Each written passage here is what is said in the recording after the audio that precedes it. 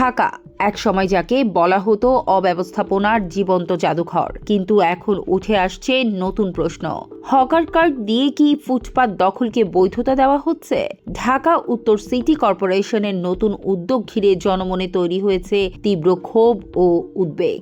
গত 25 এপ্রিল ঢাকা কি মৃত নগরী হতে যাচ্ছে শীর্ষক সংলাপে ডিএনসিসি প্রশাসক মোহাম্মদ শফিকুল ইসলাম খান জানান, হকারদের জন্য 6টি মাঠ নির্ধারণ করা হয়েছে এবং সেখানে বসার জন্য দেওয়া হবে রেজিস্ট্রেশন ও আইডি কার্ড। কিন্তু এই ঘোষণার পরই শুরু হয় বিতর্ক।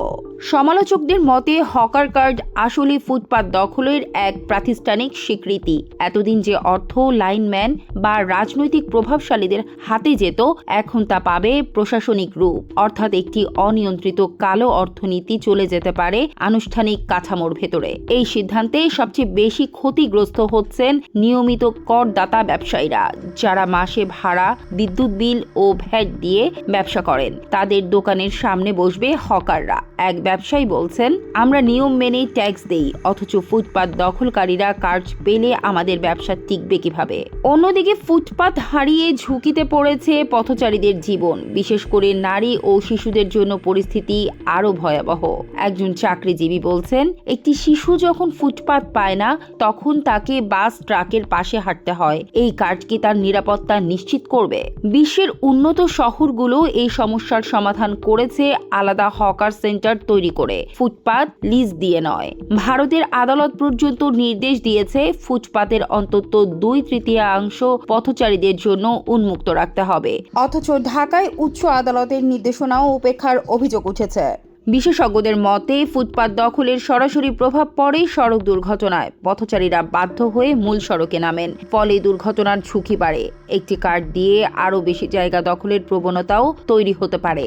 সামাজিক মাধ্যমে এই উদ্যোগকে অনেকে ফুটপাত দখল কার্ড বলে মন্তব্য করছেন। প্রশ্ন উঠছে, যারা কর দেয় তাদের অধিকার কোথায়, আর যারা দখল করে তাদের কেন বৈধতা দেওয়া হচ্ছে? পরিবেশবিদদের মতে ফুটপাতে প্লাস্টিক ও পলিথিনের দোকান বাড়লে শহরে হিট আইল্যান্ড প্রভাব বাড়বে, ড্রেন বন্ধ হয়ে জলাবদ্ধতা তীব্র হবে। একদিকে কোটি টাকার খরচ করে ড্রেন পরিষ্কার করা হচ্ছে, অন্যদিকে সেই ড্রেনের মুখেই বসানো হচ্ছে হকার। নাগরিক সমাজ বলছে, হকারদের পুনর্বাসন হতে হবে আলাদা নির্ধারিত স্থানে, ফুটপাত নয়। অন্যথায় ঢাকা দ্রুতই বসবাসের অযোগ্য শহরে পরিণত হবে। প্রশ্ন উঠছে, ফুটপাত কি মানুষের হাঁটার জন্য, নাকি দখল আর বাণিজ্যের জন্য? রাষ্ট্র কি নাগরিকের পথ রক্ষা করবে, নাকি সেই পথই ইজারা দেবে?